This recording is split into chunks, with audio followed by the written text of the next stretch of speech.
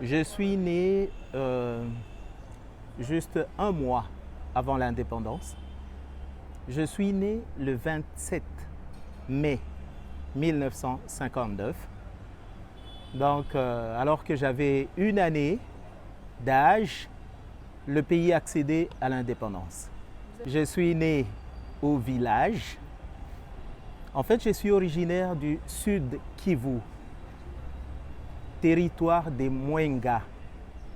Et je suis de la tribu Rega, les Barega. Je suis né donc à Mwenga et juste 3 ans après, mon père est muté ici à Kinshasa parce que vous pensez bien qu'après la colonisation, il y avait une crise dans l'administration, une crise de compétences en fait dans l'administration parce qu'il n'y avait pas beaucoup de Congolais formés pour assumer les responsabilités qui étaient assumées par les colons. Donc, ce qui fait que mon père étant parmi les intellectuels de l'époque, il a été retenu pour travailler dans la magistrature. Et assez rapidement, il a été muté ici à Kinshasa pour travailler. Et voilà, il m'a pris dans ses bagages. C'est comme ça que dans une certaine mesure, je suis quand même un Kinois. À l'époque, il n'y avait pas d'université pratiquement. À son époque, l'université Lovanium, je crois, a ouvert ses portes en 1956. Et les premiers diplômés sont sortis pratiquement en 60 ou 61. En fait, Louis, il avait eu une formation de prêtre. Il a été au séminaire, donc il a quand même fait la théologie, le grec, le latin, la philosophie. Et puis il est devenu prêtre, il a porté la soutane. Catholique? Oui, tout à fait. Mais en fait, pour la petite histoire, il était le seul garçon d'une famille où il n'y avait que des enfants filles. Et étant donné que c'est le seul qui devait perpétuer le nom du grand-père, Tonda, il ne pouvait pas se permettre ce caprice pendant longtemps.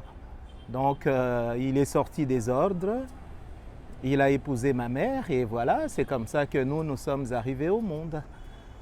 Donc un véritable coup de théâtre de la tradition africaine, je pourrais parler ainsi. Mais en même temps, avec tout ce qu'il avait comme connaissance au séminaire et dans les ordres, on considère également que disposant d'une certaine probité morale, donc ça veut dire qu'il pouvait être un juge un peu dans le style de Salomon, qui avait la sagesse. Et donc voilà, c'est parmi les personnes qui ont été les premiers à tenir l'administration du Congo indépendant. Il racontait d'ailleurs une anecdote comme quoi le 30 juin 1960, dans notre village, c'est lui qui avait fait monter le drapeau du Congo et qui avait la tâche d'expliquer aux villageois ce que voulait dire indépendance. C'était pas évident hein, à l'époque. Donc voilà pour la petite histoire. Son séminaire, il avait fait à Mugeri. À l'époque, les relations entre parents et enfants n'étaient pas aussi démocratisées qu'actuellement. Les enfants parlaient difficilement à leur papa. Le papa, c'était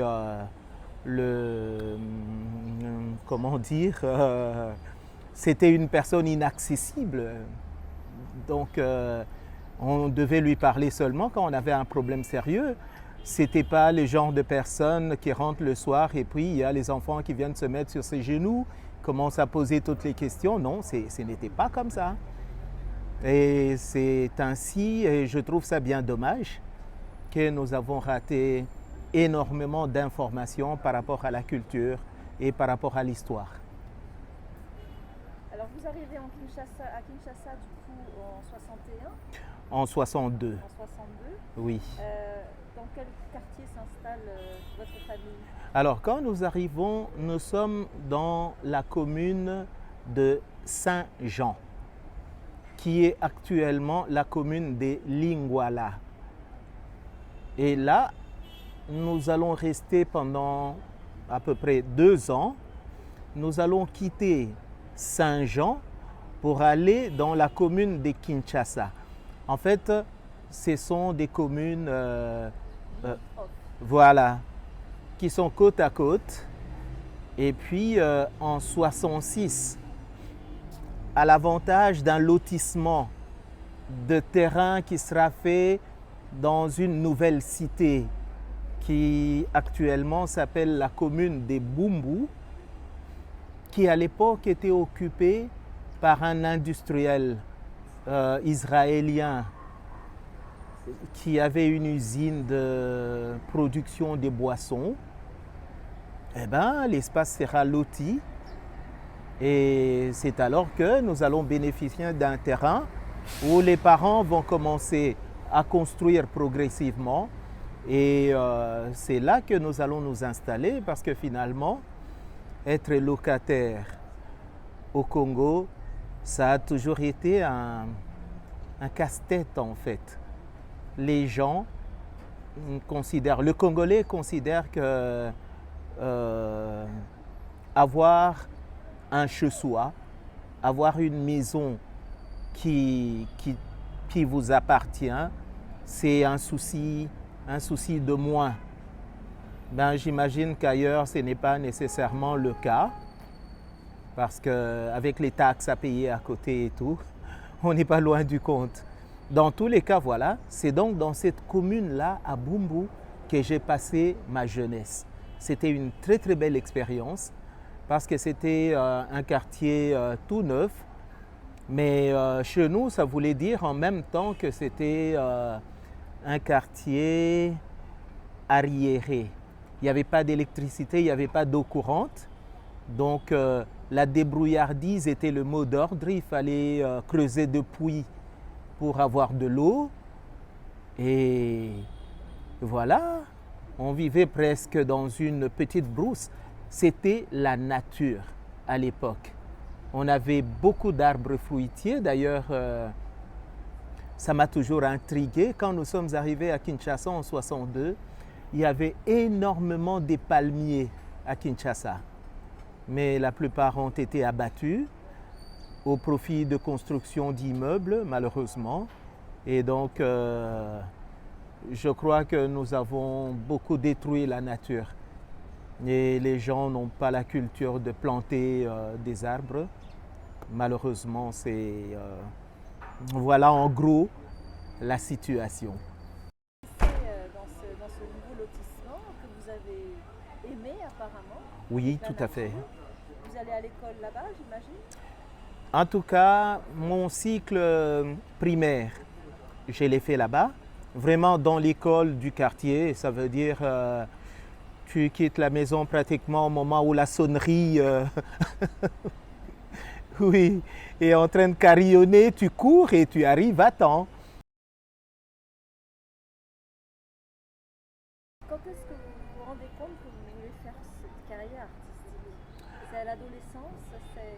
Comment ça se passe cet attrait? Alors, disons déjà que tout petit,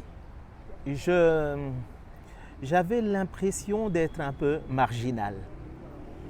Et là, je ne fais pas allusion à mes capacités de bricoleur, de dessinateur et tout, mais simplement des comportements. J'étais très émotif.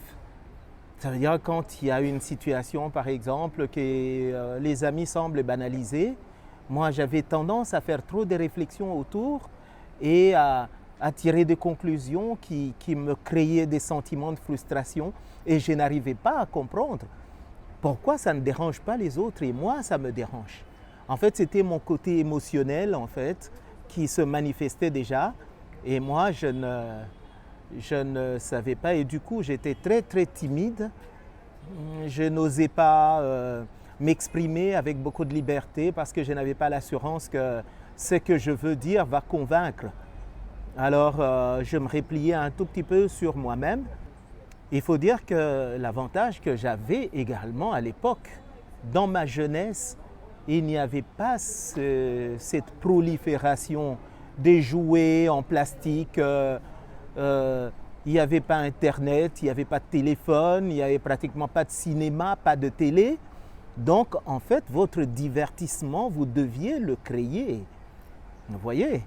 Et moi, j'étais parmi les personnes qui attiraient quand même des gens, des amis, parce que j'avais des capacités de faire des choses. Je me souviens même une fois, après avoir lu, parce qu'à l'époque, c'était plutôt les bandes dessinées, Tintin, Lucky Luke, etc. Et j'avais lu l'histoire de Tintin qui est parti sur la Lune. Je ne me souviens plus. Objectif Lune, voilà, c'était ça le titre. Alors, j'ai observé très bien la fusée qui devait amener Tintin à la Lune et je me suis rendu compte que c'était un appareil qui avait des multiples parties. Et donc, à chaque fois, il y avait un système de propulsion qui amenait l'engin jusqu'à un certain niveau. Et puis après, c'était cet étage-là qui tombait, une deuxième propulsion, etc. Et bien, je me suis mis à bricoler une histoire comme ça avec une mèche et un petit système de ressort où tu allumes la mèche et une fois que la mèche est consumée, ça déclenche le ressort et puis ça fait sauter la... En fait, bref, c'est pour dire que je n'étais pas un ingénieur, mais je ne m'empêchais pas de rêver. Et j'étais convaincu que le rêve pouvait devenir réalité à force de persévérance, à force de foi, de croyance. Je me disais que je devais y arriver. Gagner de l'argent avec le travail manuel. Je n'ai pas attendu de fréquenter l'Académie des Beaux-Arts pour le faire parce que comme je vous ai dit, tout jeune, j'étais un bricoleur et on fabriquait de petits véhicules en carton.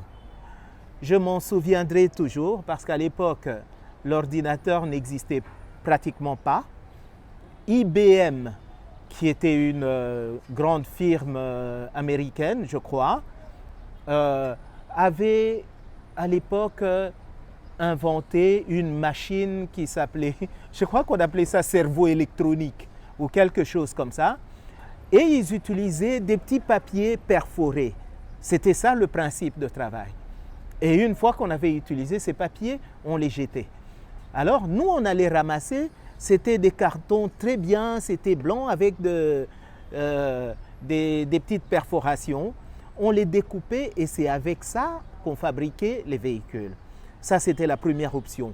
La deuxième, c'était les fils de fer. En fait, à l'époque, les parcelles n'étaient pas clôturées avec des murs, des clôtures, comme actuellement. En fait, c'était juste des espaces bornés et puis on mettait des piquets et on mettait des fils barbelés. Et nous, on s'amusait, il ne faut pas aller dire ça à la police, on s'amusait à découper du fil barbelé que l'on arrivait à dénouer et à redresser pour obtenir des fils de fer. Et avec ça, on fabriquait des voitures. J'ai vu que le mouvement est resté parce qu'actuellement encore, il y a des sites où l'on vend des œuvres d'art où vous trouvez des hélicoptères, des petites voitures, etc., etc. À l'époque, nous, on le faisait déjà. Donc vous fabriquiez des jouets Exactement. pour vos copains et copines qui vous achetaient un peu comme ça. Exactement. Et en dehors de ça, je me suis rendu compte que je dessinais suffisamment bien. Mais par contre, j'étais buté à un problème. Parce que quand je termine mon cycle primaire, il y a 2 années qui aujourd'hui sont 7e et 8e. À l'époque, ça s'appelait cycle d'orientation, pendant lesquels vous étiez observé et on vous orientait soit vers les sciences, maths, physique, biochimie, soit vers la pédagogie, le commercial, etc. Mais il n'y avait pas vraiment des orientations vers les arts. Il faut croire que l'essentiel des parents considérait que l'art, c'était un divertissement, c'était une distraction, ça ne pouvait pas être un métier sérieux.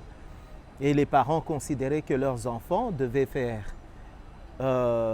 au meilleur choix la médecine, le droit, l'économie. Sinon, alors, quand ils ne sont pas vraiment très très bons, ils faisaient la pédagogie ou le commercial. Et puis, c'était tout.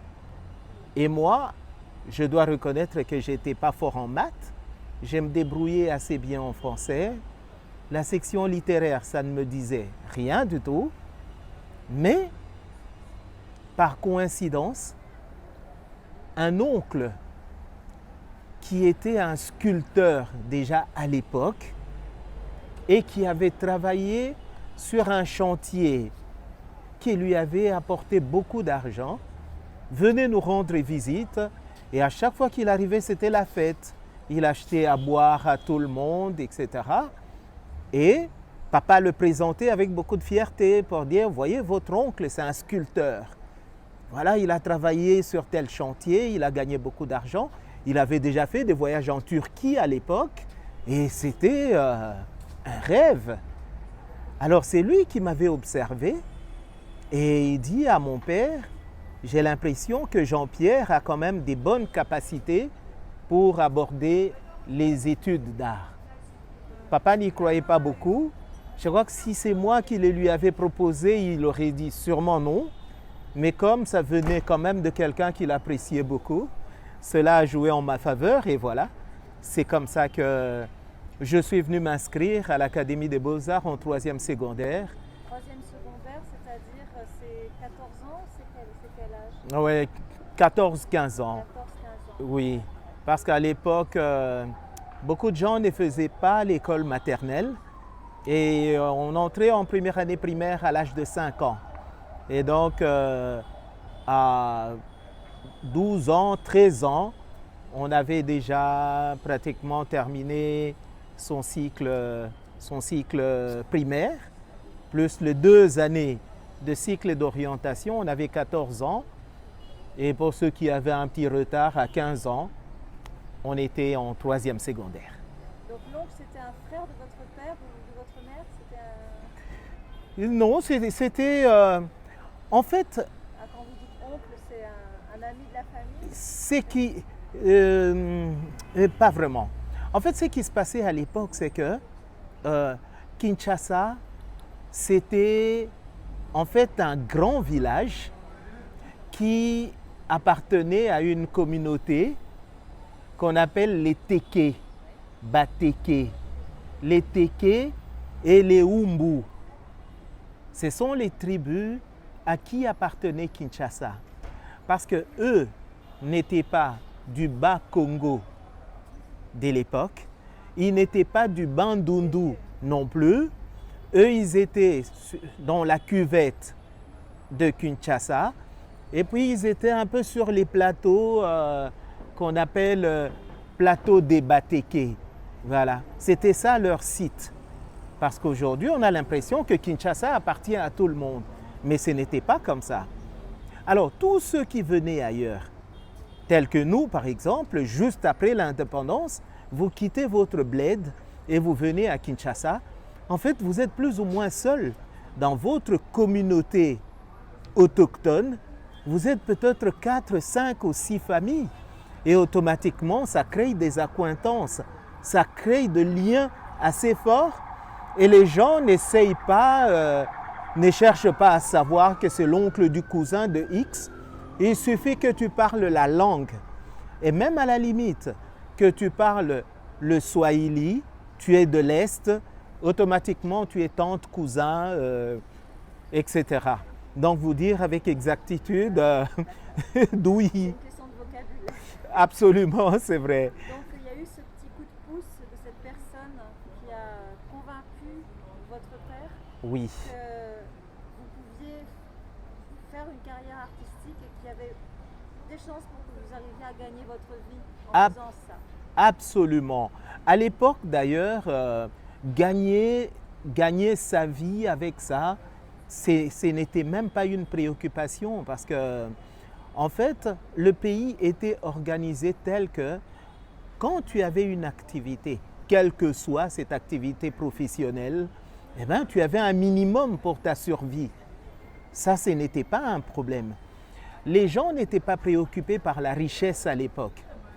Parce qu'il y a même quelqu'un qui me racontait que quand on construisait certaines cités dont j'ai parlé tout à l'heure, il y avait personne qui venait solliciter pour avoir une maison. Les gens n'étaient pas intéressés. Les gens vivaient dans des coins perdus, dans leur cité, là, où ils se sentaient à l'aise. Ils trouvaient que des quartiers dont j'ai cité les noms tout à l'heure ici étaient les quartiers des évolués. Les personnes qui, en fait, les nouveaux politiciens, ceux qui ont négocié l'indépendance, les nouveaux administratifs. Et quand on était ouvrier, on préférait rester dans des coins reculés, on se sentait à l'aise là-bas.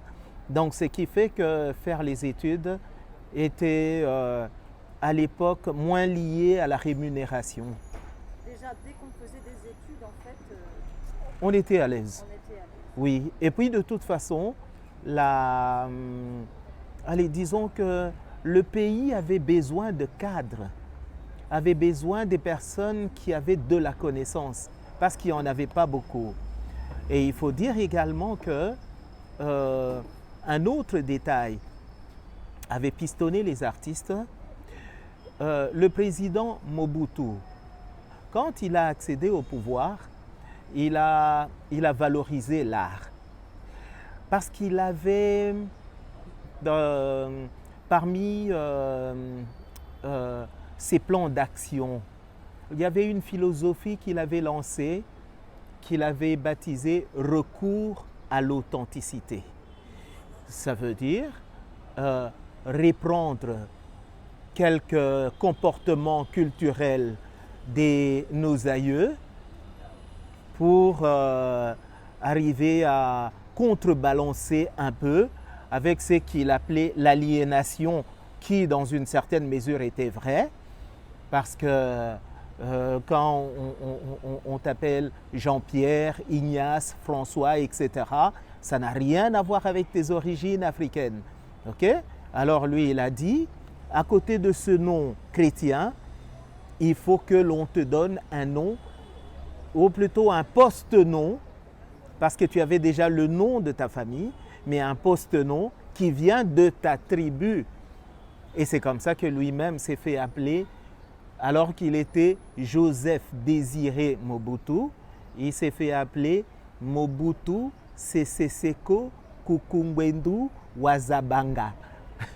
Vous comprenez? Vous, alors, votre famille, vous avez été rebaptisé, entre guillemets? Mais oui, bien sûr, Comment parce que moi, je m'appelais Jean-Pierre Tunda, mais après, on m'a rajouté Mouloba. Tunda, Mouloba, Jean-Pierre. ça vous veut dire voyez. quelque chose ou pas dans votre langue? Tunda, Tunda, ça veut dire fruit. Mais Mouloba, c'est le nom d'un de mes grands-parents qui m'a été donné en mémoire de cette personne-là. Parce que, en fait, c'est de cette manière-là que l'on baptise les gens dans nos traditions.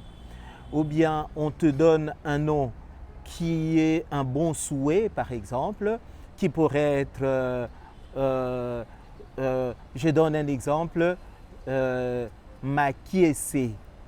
Kiese, ça veut dire joie, réjouissance. Et donc, on espère que ta vie sera plein de bonheur, plein de réjouissance. Ben, mais c'est un peu comme les Français qui vont t'appeler Richard, en espérant que tu seras plein aux as. Mais on a constaté qu'assez souvent, ce n'est pas le cas.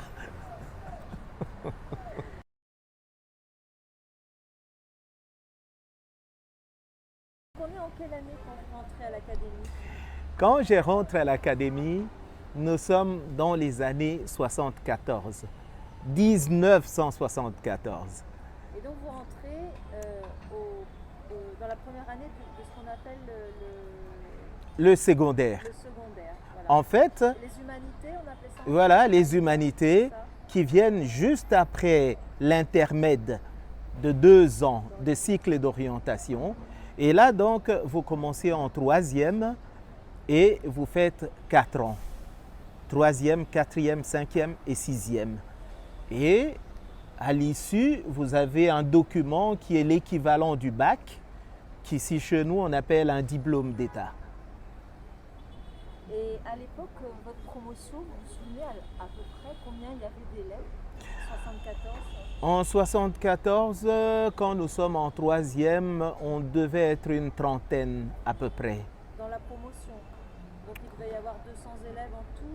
Dans les humanités, il y avait combien d'élèves Allez, disons que la 3e secondaire, je crois que c'est peut-être même le cas jusqu'à aujourd'hui, était considéré comme un tronc commun. Ça veut dire que là, vous ne faites pas un choix d'orientation particulière dans les différentes filières artistiques, mais vous apprenez un peu de tout, où l'on vous juge peut-être par rapport à vos capacités à faire du modelage, de la découpe des cartons, de montage, de la peinture, badigeonnage, etc., etc. Et là, les classes de 3e, il y en avait à l'époque, j'imagine, 3 classes. Donc, on pouvait faire une centaine d'élèves comme ça en promotion de 3e année secondaire.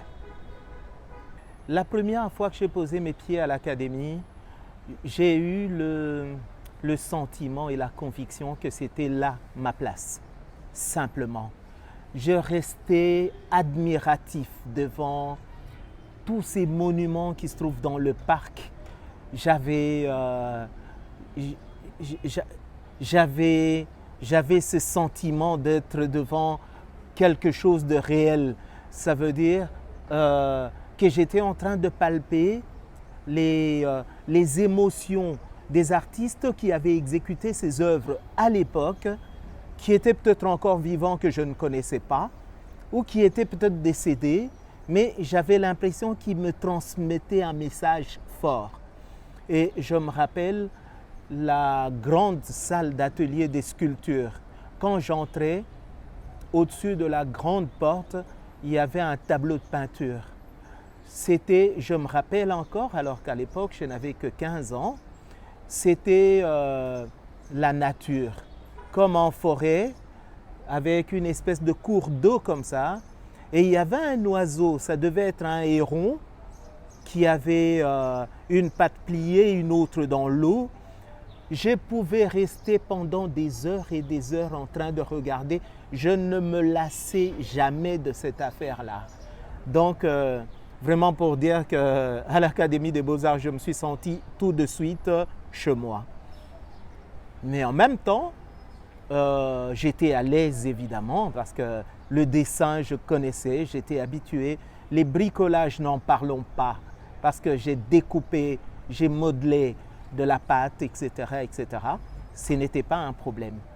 Et puis, au fil du temps, j'ai commencé à admirer certains personnages, comme par exemple Maître Liolo, qui n'est plus avec nous aujourd'hui, paix à son âme.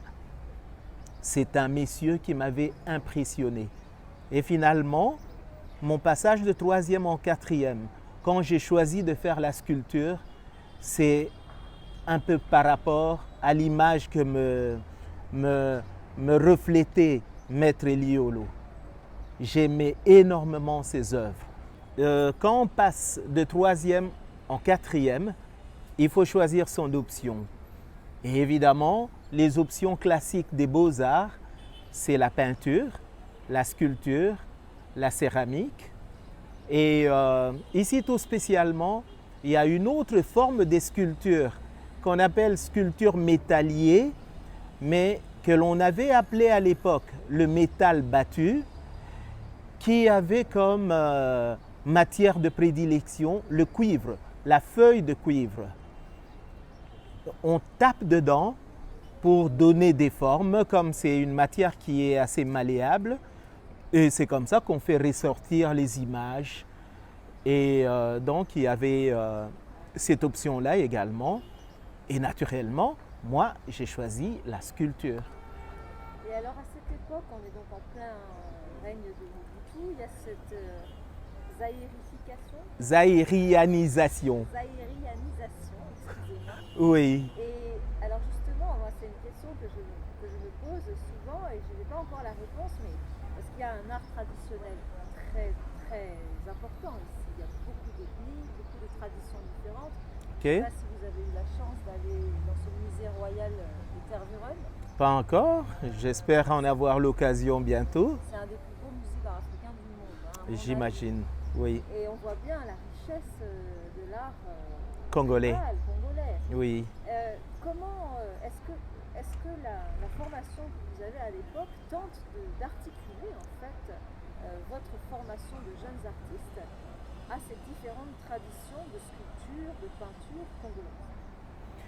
Alors, déjà qu'il faut faire une nette démarcation entre l'art traditionnel et l'art moderne.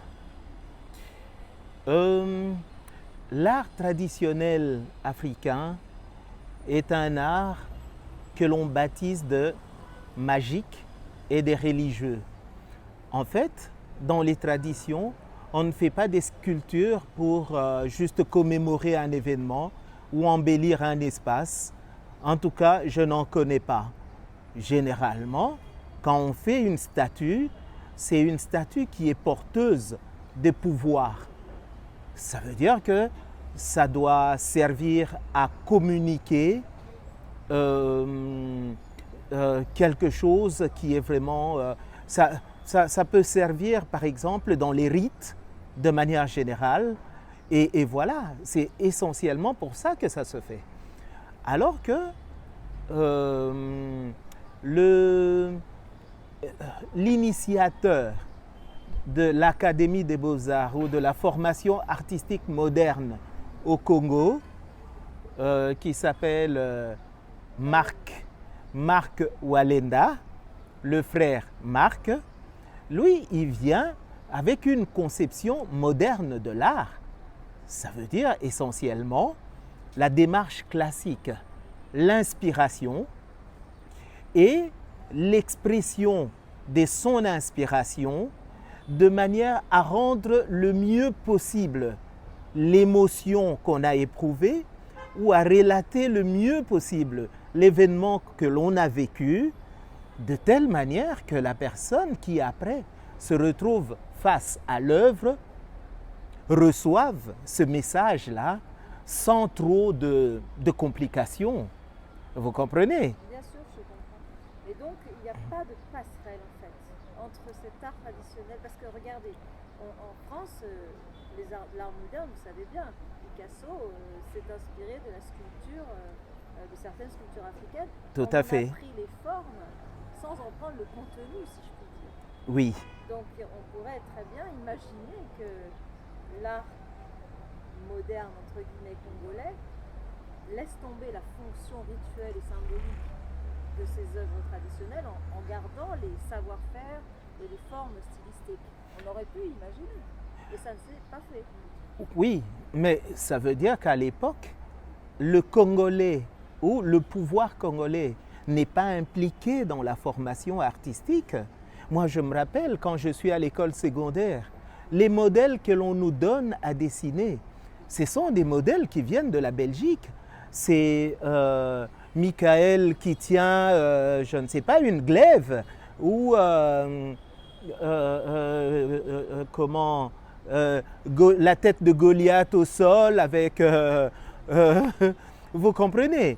Donc, ça veut dire ce sont ces rois ou ces empereurs romains, grecs, etc. C'est ça que nous apprenons à dessiner à l'époque. Et quand Mobutu lance la zaïrinisation, il n'y a pas ce travail en de fait, réappropriation de l'histoire de là, je voudrais également porter un rectificatif. La zaïrianisation était une opération économico-financière. Ce n'était pas une opération culturelle. Par contre, le recours à l'authenticité dont j'ai parlé tout à l'heure, qui a eu entre autres comme implication les changements de nom, la rebaptisation de certains sites, etc., etc. Oui, ça pouvait avoir cette implication. Mais en fait, la liberté était laissée aller. Disons qu'on n'a pas fait un programme sérieux de réforme de l'enseignement par rapport à l'enseignement artistique en rapport avec l'art traditionnel, non. Mais par contre, déjà à l'époque, il y a beaucoup d'artistes qui, dans leur liberté d'expression ou d'inspiration, prenaient des éléments des arts traditionnels, et ça, c'était dans tous les domaines. Je ne dirais pas seulement dans le domaine des arts plastiques, mais quand nous voyons dans la musique, par exemple, dans les danses, on vous dit que ce sont des danses modernes qui sont consommées partout à travers le monde. Mais quand vous observez bien, il y a comme une petite touche qui vient du Bas-Congo.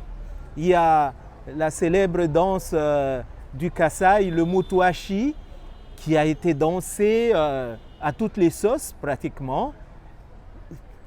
Et ça, dans la rumba congolaise, dans la rumba, voilà, il y a tout ça, mais de manière générale, ce sont des initiatives pratiquement personnelles. Mais un programme sérieux au niveau de la formation, à moins que je ne me trompe, je n'ai pas vu ça. Ça n'a toujours pas été fait. En tout cas, jusqu'aujourd'hui, je crois que non. Et il y a des plaintes qui sont formulées quand même dans ce sens-là. Je donne un autre exemple simple.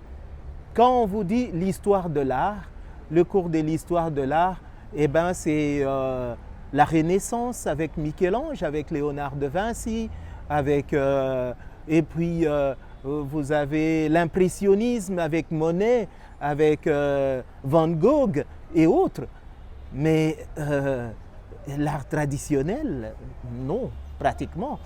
Je ne sais pas si entre-temps cela a changé, je ne suis pas prof d'histoire de l'art, mais j'ai l'impression que déjà au départ, le grand problème que nous pouvions avoir, c'était par rapport au support. Il y a eu des livres qui ont parlé de la Renaissance, qui ont parlé de l'histoire de l'art romain, de l'art grec, de l'art égyptien, etc., etc. Mais on n'a pas beaucoup écrit sur l'art africain. Après, peut-être oui, il y a quelques personnes qui, surtout quand vous parlez des Tervuren, par exemple, vous pouvez trouver des ouvrages, par exemple, qui sont des répertoires, à mon avis, et qui peuvent énumérer les œuvres, parler de leurs origines, mais vous ne trouverez par exemple pas les noms des grands artistes, oui, comme dans l'histoire européenne, non. Est-ce qu'à cette époque-là, déjà, vous gagnez un petit peu d'argent avec votre travail? Comment ça se passe au niveau économique? En fait, d'abord, gagner de l'argent pendant que je suis élève n'était pas une préoccupation pour moi. Parce que comme je l'ai dit tout à l'heure, la crise que nous connaissons actuellement ce n'était pas un souci. À l'époque, les parents arrivaient à gérer leur foyer, leur famille sans aucun problème. Moi, je me rappelle que je n'ai jamais eu à rappeler à mon père qu'il n'avait pas fini de payer le frais. Ce qui m'arrive de temps en temps, on me dit « Papa, demain on va chasser » parce que les frais n'ont pas été payés, vous comprenez. Ce n'était pas un souci de l'époque. Donc, ce qui fait que finalement, si l'on pouvait chercher à gagner de l'argent, c'était juste pour notre divertissement personnel. C'est pour s'acheter, voilà, c'était pas un besoin. Alors finalement, comme j'avais choisi la sculpture s'apparente un tout petit peu avec la céramique parce que c'est de la manipulation de la pâte. de l'argile. Et donc, il arrivait également que, à mes heures perdues, à la maison, je ramenais une petite botte d'argile et je commençais à fabriquer des petites choses, des animaux, des plantes, etc. Et il y a des gens qui s'intéressaient, qui achetaient. En fait, ce n'était pas une grande activité pour moi. Je n'avais pas vraiment trop de temps et puis je n'étais pas dans le besoin. Donc je le faisais juste pour le plaisir, sans l'intention commerciale. Et puis s'il y a quelqu'un qui s'y intéresse, eh ben, j'accepte quand même de céder en compensation avec un peu d'argent. Ok, donc ça c'est les premières années à l'académie. Oui. Vous terminez brillamment vos humanités, j'imagine. Oui, avec quand même un petit accroc, parce que ma première tentative au bac ou aux examens d'État, c'est un échec. Vous n'avez pas les 60% requis, c'est ça? Même pas 50%. Vous êtes bien gentil. Même pas 50%. Ça m'avait choqué parce que beaucoup me considéraient quand même parmi les bons. Et moi également, je ne me prenais pas pour n'importe qui. Alors quand j'échoue, oh là là, j'étais vraiment mal à l'aise. Et puis finalement, je reprends quand même l'année. Et puis quand je termine, je suis le premier de la promotion. Et donc voilà, c'est haut la main que j'obtiens mon diplôme d'État, donc mon visa pour les études supérieures. Mais au moment où je fais la sculpture aux humanités, parce que là, je fais le modelage, je fais la taille de bois, je fais le moulage, et puis j'écoule quand même des œuvres en plâtre. J'ai l'impression de connaître déjà beaucoup en sculpture. En fait, la magie se dissipe un tout petit peu. Mais par contre, pendant que je suis en 5e et en 6e secondaire, comme l'atelier de sculpture de l'Institut supérieur se trouve au-dessus, attenant à la salle d'architecture, parce que l'architecture en supérieur est partie intégrante de l'Académie des Beaux-Arts. Je commence à m'intéresser à l'architecture et je trouve que c'est une option qui est assez intéressante. Et puis, tout jeune comme j'étais, j'ai commencé à apprécier de faire un travail de bureau où tu traces, tu es propre, tu n'es pas dans la boue, tu n'es pas, etc., etc. Voilà comment petit à petit, je commence à faire des infidélités à mes premiers amours.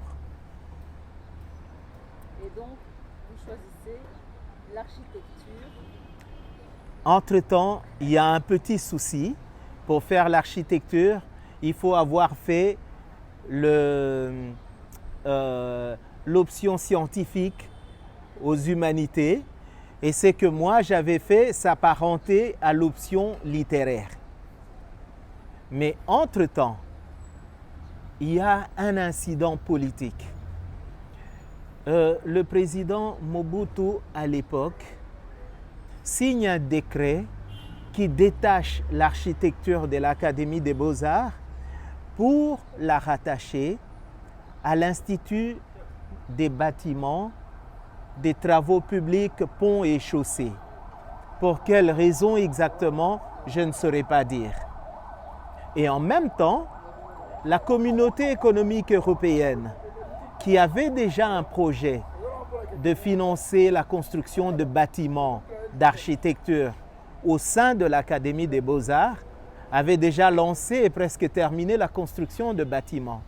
Ce qui fait que l'architecture qui devait juste occuper ces bâtiments et rester dans l'Académie des Beaux-Arts est détachée de l'Académie des Beaux-Arts et on va se retrouver avec une situation hybride parce que l'Institut supérieur des travaux publics, ponts et chaussées IBTP se trouve vers le mont Galiema, ok?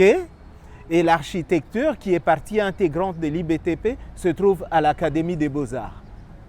Au départ, il y a eu quelques petites frictions, etc. Mais on a fini par s'y faire. C'était un décret présidentiel. On ne pouvait pas faire autrement. Mais en même temps, naissait chez nous une autre option qu'on avait appelée ensemblier décoration. Et l'ensemblier décoration était axé essentiellement à l'étude des aménagements d'espace, disposition de meubles et d'autres éléments et au parachèvement décoratif. Et du coup, ça m'a séduit. Voilà comment je vais m'engager en première année graduat dans l'ensemblier décoration à l'époque. C'est la première promotion de cette spécialité alors? Non, je crois qu'on devait être la troisième promotion, peut-être, oui. Parce qu'on regardait tout ça de loin pendant qu'on était à l'école secondaire et on sentait qu'il y avait de l'avenir dans cette histoire-là. Et voilà comment je me suis lancé là-dedans. Bien.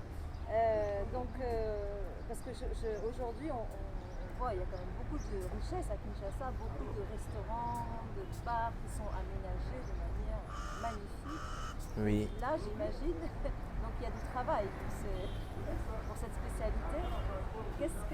À l'époque, comment vous voyez c'était pas un problème, ok, mais enfin, il fallait se projeter dans une vie professionnelle.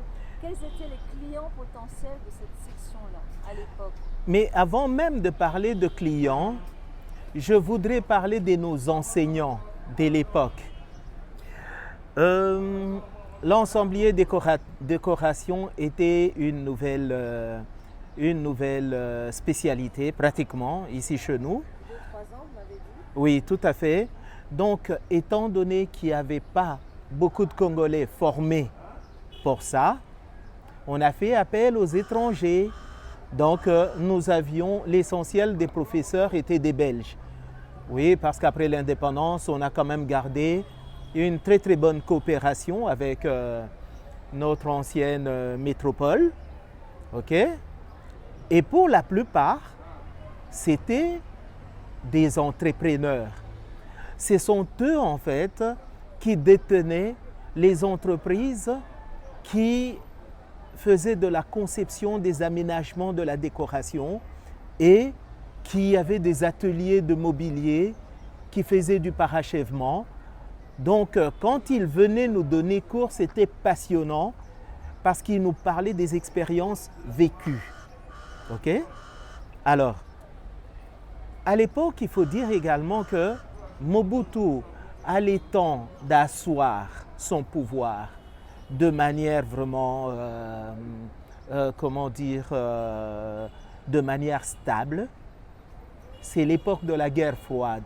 Donc, les États-Unis, la France, la Belgique, etc., le considèrent quand même comme un pion majeur par rapport à l'influence russe ou de l'URSS à l'époque, qui avait déjà dans son escarcelle l'Angola, qui avait le Congo-Brazzaville et qui était en train... Donc tout autour de nous, vraiment il fallait chouchouter Mobutu pour que...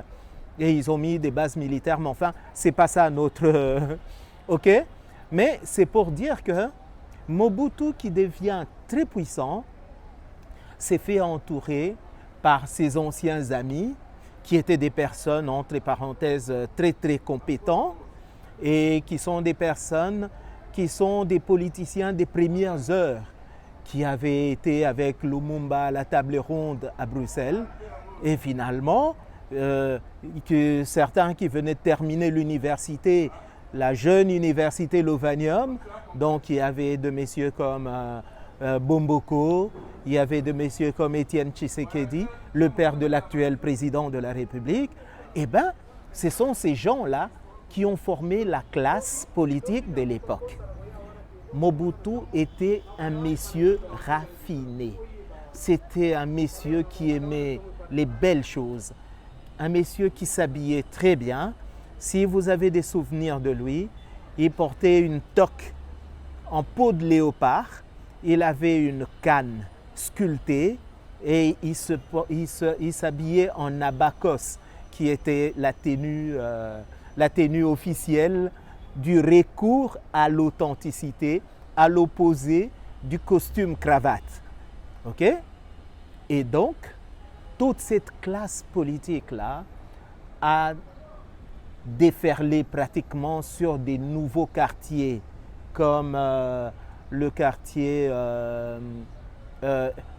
UPN, le quartier Pigeon, le quartier Rigini, et ils ont construit des très belles villas. Et nos professeurs, qui étaient chefs d'entreprise et qui avaient pratiquement le monopole, parce qu'ils étaient associés de manière générale avec certains politiciens aussi, c'est tout à fait normal parce qu'il faut assurer son activité, eh bien, ils ont fait du boulot extraordinaire à l'époque. Il y avait évidemment recours à certains architectes d'intérieur de l'époque également. Je me souviens toujours d'un Belge qui n'est plus de ce monde non plus, paix à son âme, Roger Van Nevel, quelqu'un qui descendait avec son équipe ici, il travaillait sur des projets, il rentrait à Belgique et quand il descendait, c'était avec 4, 5, 10 conteneurs dans lesquels vous aviez tout.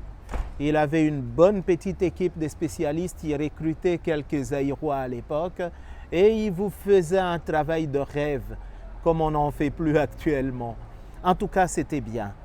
Et comme on avait des entreprises également connexes qui fonctionnaient très bien, telles que les entreprises qui fabriquaient, qui fournissaient le bois, des scieries, qui fournissaient du bois de bonne qualité, des entreprises qui fournissaient du contreplaqué de bonne qualité. Il y avait même une entreprise qui faisait du marbre où vous pouviez passer de commandes. Eh bien aujourd'hui, tout ça n'existe presque plus. Qui venait d'ailleurs quand même. Non, d'ici. Mais absolument, dans le Bas-Congo. Dans le Bas-Congo, à Kimpese, à Lukala, vous avez du marbre d'une variété extraordinaire. Vous en avez du noir, du rose, du blanc, en tout cas à volonté. Naturellement, le problème actuellement, c'est que l'industrie ne s'est pas développée ailleurs, et essentiellement en Chine. Ils ont pu développer des techniques d'extraction, de polissage qui réduisent le coût, ce qui fait que rendu à Kinshasa, ça coûte 4 fois moins cher que ce que vous exploitez ici. Et vous comprenez que les choses n'ont pas fonctionné vraiment comme il le faut. Mais à cette époque, il y avait déjà des entreprises que je pourrais citer sans faire de la publicité, comme Dux, qui était une entreprise déjà de l'époque coloniale, qui avait été récupérée par la suite par d'autres entrepreneurs, qui faisaient de meubles. Et je me rappelle qu'à l'époque, il y a des personnes qui achetaient de meubles Dux ici pour ramener en Europe. Il y avait une grande entreprise, Efenema, qui faisait du mobilier métallique et ils avaient comme option essentiellement le mobilier scolaire, le mobilier hospitalier, le mobilier de bureau et le mobilier domestique évidemment. Et ils faisaient du très très bon travail au point qu'aujourd'hui, si quelqu'un peut faire le choix entre un ancien meuble Efenema totalement amorti et un nouveau meuble qui vient d'ailleurs, il dit je prends Efenema, j'ai rafraîchi la peinture, je regarnis un peu, au moins je suis assuré d'être tranquille pendant des années. Donc voilà, tous les espoirs étaient permis en fait. Et généralement, quand on arrivait en 3e graduat, on avait 1 mois de stage dans une entreprise. Et à l'époque, l'effectif n'était pas pléthorique comme aujourd'hui. Moi, je me souviens quand je termine en 1982 en 3e graduat, dans ma promotion, il n'y avait que 7 étudiants. Aujourd'hui, Dans la même salle, on a à peu près 200. dans la Alors, même salle. Oui, vous comprenez? Donc, ça veut dire que les choses ont évolué.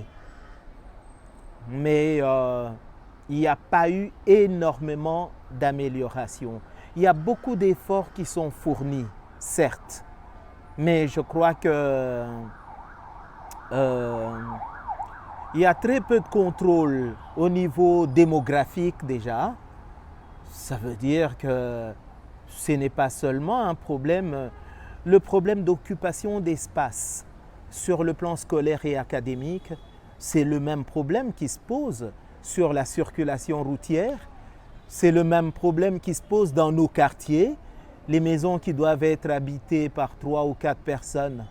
Vous allez y trouver une dizaine, une quinzaine de personnes. En fait, on étouffe partout. Il n'y a pas énormément de nouveaux quartiers qui naissent. Pourtant, il y a beaucoup d'espaces vides.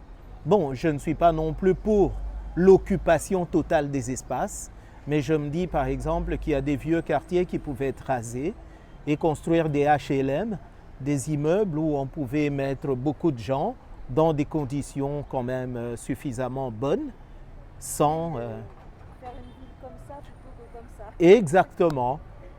Et donc c'est vraiment une sorte d'âge d'or pour votre discipline, quoi, ces années 80, avec cette nouvelle classe politique qui s'installe. Effectivement. Nouvelle administration aussi. Tout à fait. Donc en fait on a une classe moyenne qui est suffisante pour porter ce marché Oui. de la décoration Oui. intérieure.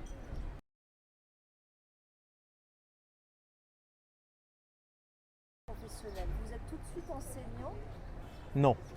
parce que c'est voilà, comment ça se passe? En fait, de la manière la plus inattendue, évidemment, au moment où nous allons faire la défense de nos projets de fin d'études pour crédibiliser quand même l'événement, on fait appel aux entrepreneurs qui sont installés dans la ville et ce sont eux qui constituent le jury. Et naturellement, si vous n'êtes qu'à 7 et que eux, ils ont besoin de choisir parmi vous quelqu'un qui pourrait après devenir un agent dans son entreprise ou un collaborateur, je me dis que la bataille n'est pas rude, hein, parce que vous n'êtes pas très nombreux. Et finalement, si vous avez le verbe et que vous avez fait un bon projet, vous arrivez à impressionner et ben voilà. Je termine quand même avec une distinction et donc j'ai des multiples possibilités. Mais je ne sais pas exactement où aller. Alors encore une fois, c'est vraiment un concours de circonstances comme cela arrive assez souvent dans ma vie. J'ai un ami qui a fait son stage dans une entreprise qui appartenait à un Belge. Et une semaine après la collation de grade académique, comme son patron l'avait retenu pour continuer à travailler au bureau d'études chez lui, mon ami me dit « Pourquoi tu ne viendrais pas me rendre visite, voir où je travaille ?» Moi, je lui dis « Ok, il n'y a pas de problème. » Et au moment où j'arrive, il est en réunion de travail avec son patron. Et quand son patron apprend qu'il y a un ami de son collaborateur qui est là, il lui dit « Mais il peut venir, nous sommes en plein boulot, c'est un professionnel, pourquoi est-ce qu'il n'assisterait pas à la réunion ?» Je lui dis « Ok, il n'y a pas de problème. » Et je suis arrivé, on a échangé.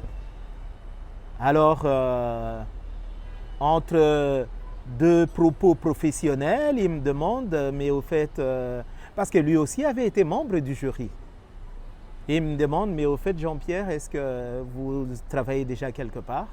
Moi, je lui dis « Non, pas du tout. » Et puis il me dit « Est-ce que ça vous intéresserait de venir travailler ici ?» Je lui dis « Ben, pourquoi pas ?»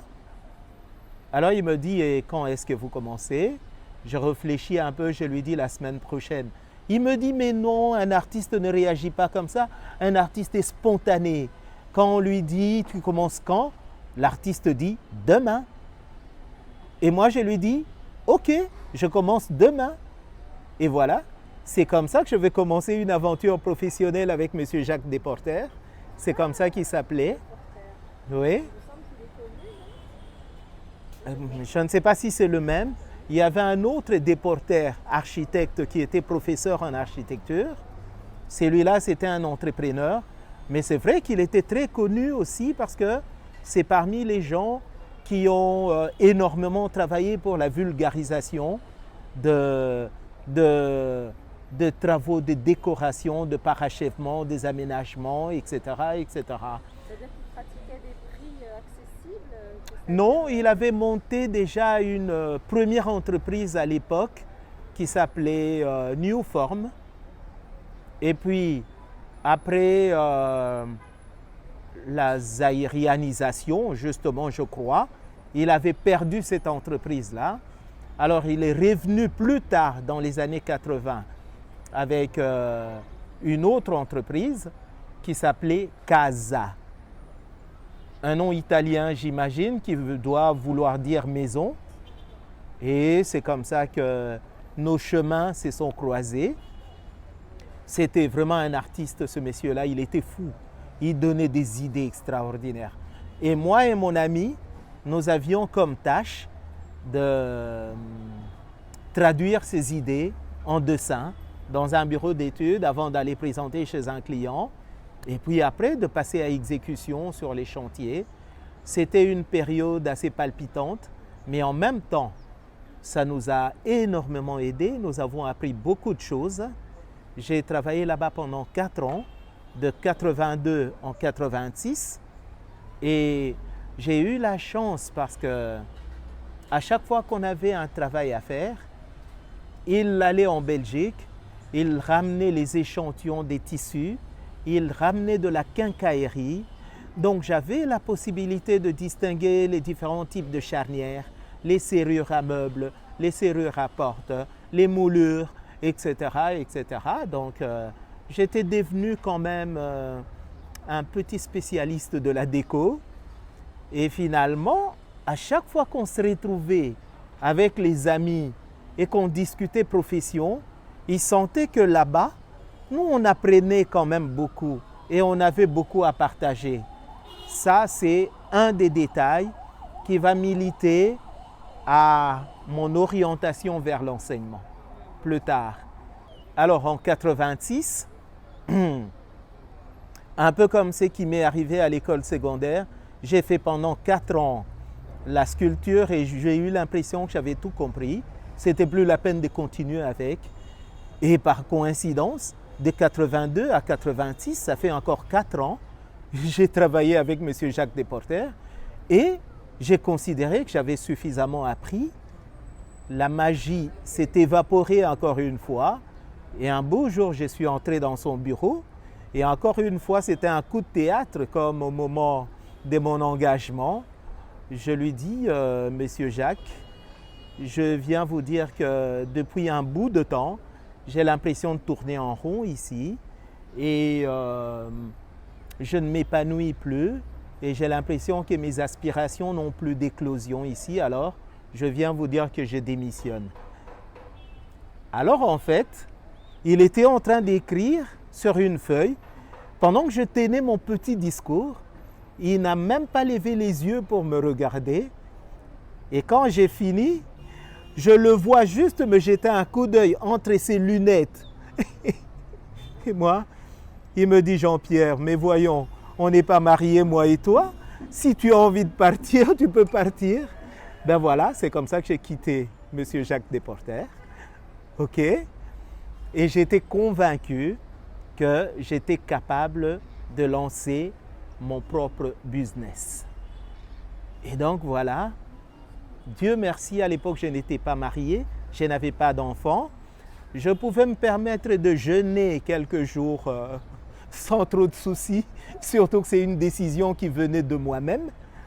Alors voilà comment je commence à fréquenter quelques amis qui, eux, était déjà indépendant et comme ils connaissaient l'expérience que j'avais acquise pendant 4 ans, ils ont commencé à m'utiliser en sous-traitance, spécialement dans le domaine de la menuiserie. Et j'avais un ami qui m'est très cher, je le salue là où il est, Monsieur Daniel Chongo. Dani, il vit en France aujourd'hui, il est à Strasbourg. Eh bien, lui, à cette époque-là, il avait déjà une entreprise de construction. Et donc, ce qu'il faisait particulièrement, c'était les bâtiments. Mais tout ce qui était aménagement à l'intérieur, les portes, les meubles de cuisine, etc., il n'avait pas le temps de le faire. Alors, donc, à chaque fois qu'il avait un petit boulot comme ça, dans ces bâtiments, il me le faisait passer. 2, il était enseignant déjà à l'Académie des Beaux-Arts et il était chef de département, ensemblier, décoration. Alors, il me dit, je crois que l'Académie des Beaux-Arts a vraiment besoin de toi. Avec l'expérience que tu as la possibilité de transmettre de la matière aux nouvelles générations. C'est un Belge? Non, c'était un Congolais. Un Congolais. Oui. Il y avait beaucoup d'enseignants étrangers à ce moment-là à l'Académie? À l'époque où nous, on avait terminé, bon, déjà quand j'étais à l'école secondaire, quand je vous parle des années 74-75, eh bien, la majorité des enseignants étaient des Blancs et même le directeur, c'était un Blanc. Alors, quand nous sommes allés en supérieur, évidemment, moi, j'étais en ensemblier décoration. L'essentiel de nos enseignants également étaient des Blancs. Il y avait quelques Noirs aussi, mais certains venaient de l'architecture qui avaient déjà un parcours assez long par rapport à l'ensemblier décoration, mais ils nous donnaient des cours tels que le cours de perspective, qui est un cours qui était admis en même temps en ensemblier décoration et en architecture.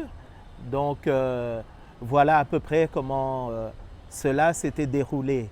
Mais progressivement, la situation du pays continuait à se dégrader et la plupart des expatriés ont commencé à laisser ces activités-là qui n'étaient plus intéressantes pour eux. Et donc, il y avait un besoin exprimé en termes d'enseignants. Et voilà, c'est comme ça qu'en 1989, en fait, j'avais déjà été sollicité autour des années 85. Mais mon horaire chez M. Jacques Desporter était tellement serré que honnêtement, je leur ai dit que je n'aurais pas le temps. Il faut que je me prépare pour être sûr de venir dans l'enseignement. Il y avait un deuxième problème également qui faisait de la rétention. Étant donné que la situation économique s'est dégradée, les salaires n'étaient plus intéressants. Alors, je ne pouvais pas venir me constituer enseignant pour espérer vivre avec mon salaire. Donc, j'ai petit à petit commencé à lancer ma petite activité, un atelier de menuiserie. Et là, j'ai commencé à gagner quelques petits marchés. Et en 89, je vais gagner, en 88, je vais gagner un marché assez important qui consistait à faire le faux plafond d'un temple, d'une confession qui s'appelle Message du Graal. Et là donc, j'avais gagné assez d'argent pour m'acheter un véhicule, un minibus de marque Volkswagen, VW. C'était très à la mode à l'époque, mais ce n'était pas ma première voiture. J'avais déjà acheté une première voiture en 1986. Et c'est avec cette voiture-là que j'avais appris à conduire. Alors donc, quand je sens que mon atelier est suffisamment installé, je peux avoir le temps de me déplacer pour aller donner cours, les activités continuent et je ne stresse pas pour le salaire parce que je sais que quand le client paye, je peux survivre. Donc, je me suis lancé à fond dans l'enseignement avec toute la conscience que vous pouvez imaginer. Donc c'est intéressant ce que vous me racontez parce que ça veut dire qu'il y a un basculement à la fin des années 80 dans l'académie et dans le pays généralement, mais Tout à fait. La présence belge qui se réduit. Tout à fait. Tout à fait. Et donc des places qui se libèrent. Absolument. Sur des postes clés de l'administration aussi, j'imagine, parce que l'académie, c'est des postes de fonctionnaires. Oui, un peu, mais il faut dire également que sur le plan politique, il y a beaucoup de problèmes qui commencent à se poser. Parce que j'ai parlé de la démographie tout à l'heure. À l'intérieur du pays, les choses sont en train de se dégrader. Les routes de desserte agricole ne permettent plus aux cultivateurs d'écouler leurs marchandises dans des grands centres. Il y a eu les phénomènes de la zaïrianisation, évidemment, qui avaient fait que les grandes entreprises qui étaient tenues par les expatriés, essentiellement les Belges, les Grecs, les Portugais, il y avait beaucoup de Juifs aussi à l'époque, les Bénatars, les Hassons, etc. D'Afrique du Nord? Oui, aussi un peu, mais en tout cas c'était essentiellement la communauté belge d'abord, un peu la communauté française, il y avait les Juifs, et puis il y avait les Grecs parce que c'était des grands commerçants à l'époque, il y avait les Portugais également qui sillonnaient entre l'Angola, le Congo, etc. Alors après la zaïrianisation, excusez-moi, Personne n'arrive à le dire. je vous jure. Après ça, il y a eu un gros problème de gestion de ces entreprises. Parce qu'en fait, ceux qui ont récupéré les entreprises ne connaissaient pas tous les rouages qui consistaient en fait à avoir des fournisseurs et des clients à l'extérieur qui devaient justifier la grosse production qui se faisait ici. Donc, les entreprises ont commencé à tomber en faillite. Le taux de chômage a augmenté sensiblement et la crise a commencé à frapper en plein fouet et l'opposition politique a commencé à voir les jours. Parce que c'est dans les années 80 finalement que le groupe de, je ne sais pas, ils étaient combien de parlementaires, a commencé le mouvement de l'UDPS et qui a commencé à créer des sérieux problèmes avec Mobutu. Et comme il y avait des remous un peu partout, cela va nous amener au début des années 90 à ce qu'on a appelé la conférence nationale souveraine. Parce que La conférence nationale souveraine. Oui, parce que la population n'arrivait plus à supporter. C'était devenu compliqué, alors le président Mobutu a décidé de sillonner tout le pays, toutes les provinces et d'aller poser à chaque communauté des questions assez profondes d'ordre social. Et c'est alors qu'il a compris qu'en fait, il y avait un gros problème dans la population. Alors, on a organisé ces grands forums qui, en fait, réunissaient les représentants de toutes les couches sociales du pays qui devaient se réunir au Palais du Peuple, ici, et chacun ou chaque communauté devait exposer son problème de manière à pouvoir tirer des conclusions et arriver à recadrer la situation de manière à espérer améliorer. Mais malheureusement, les résultats n'ont pas été ce qu'on espérait. donc 89, vous dites oui. 89, Vous dites oui, j'intègre l'université. Donc ça fait maintenant 31 ans, 32 ans que vous êtes absolument, à absolument. et aujourd'hui, les salaires à l'académie ne sont pas plus intéressants qu'à l'époque, si j'ai bien cru comprendre. Non, parce qu'entre-temps, il y a eu des mouvements. En fait, le problème de salaire, ce n'est pas seulement un problème de l'Académie des Beaux-Arts. Et même à la limite, l'Académie des Beaux-Arts est une institution publique. Donc ça veut dire que nous sommes les fonctionnaires de l'État. La gestion de l'Académie des Beaux-Arts, ce n'est pas ça qui est censé améliorer notre condition salariale, mais plutôt la politique générale du pays. OK. Mais il se fait qu'à un certain moment, les enseignants et les administratifs se plaignent tellement de la médiocrité de la situation dans laquelle ils vivent et des réunions en réunion, ils vont aboutir à une forme d'arrangement avec les parents. Parce que finalement, le souci des parents, c'est que leurs enfants aient une bonne formation, une bonne éducation. Et étant donné que les enseignants n'arrivent plus à assurer comme il faut, les parents réfléchissent et disent « Mais pourquoi est-ce que nous ne pouvons pas venir en appui financièrement de telle manière qu'en dehors du salaire qui est accordé officiellement par l'État, qui est une prime que l'on va appeler prime d'encadrement. Ça veut dire seuls ceux qui encadrent les étudiants ont droit à cette prime-là.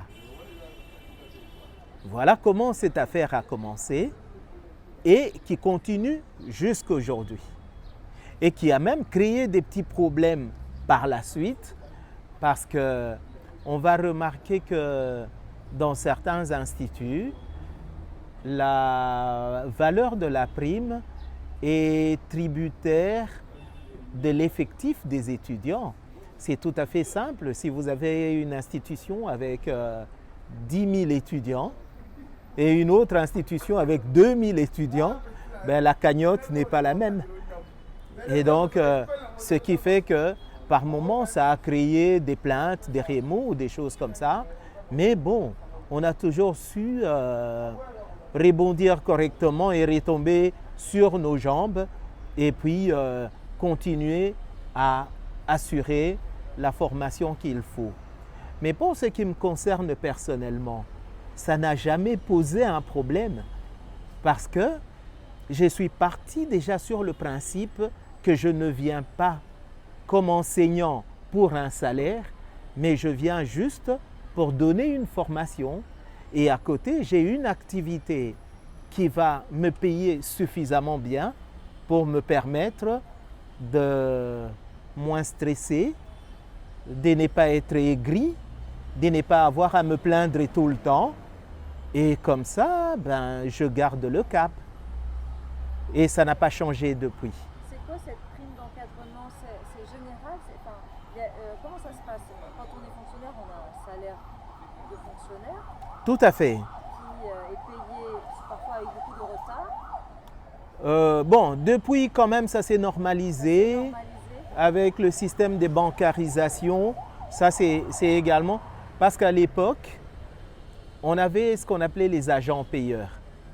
Donc, ils venaient avec des sacs d'argent, bon, à la date où ils venaient, et puis on vous dit, allez, on ameute tout le monde, le salaire est là. Et puis vous venez, on vous paye. Et puis après, à un certain moment, on dit non, ce n'est pas sérieux, parce qu'il y a quelques manipulations, ça c'est quelque chose d'officiel de toute façon, hein, où on vous dit que dans l'effectif, il y a des fonctionnaires qui sont décédés depuis longtemps, mais les noms continuent à figurer sur les listings. Il y a des gens qui ne travaillent pas, il y en a qui ont démissionné, etc. Mais l'État continue à sortir de l'argent. Alors il y a des personnes qui récupèrent cet argent et c'est un manque à gagner pour l'État. Alors ils disent, on va faire un système de contrôle pour connaître réellement les effectifs Et de cette manière-là, on est sûr que la petite clique des agents payeurs qui étaient en train de bien beurrer leurs tartines, on les met de côté et l'argent passe directement dans une banque commerciale. Et là donc, chacun va quand il veut parce que tu as un carnet de chèques, tu as une carte que tu peux utiliser dans un distributeur, donc il n'y a pas de problème.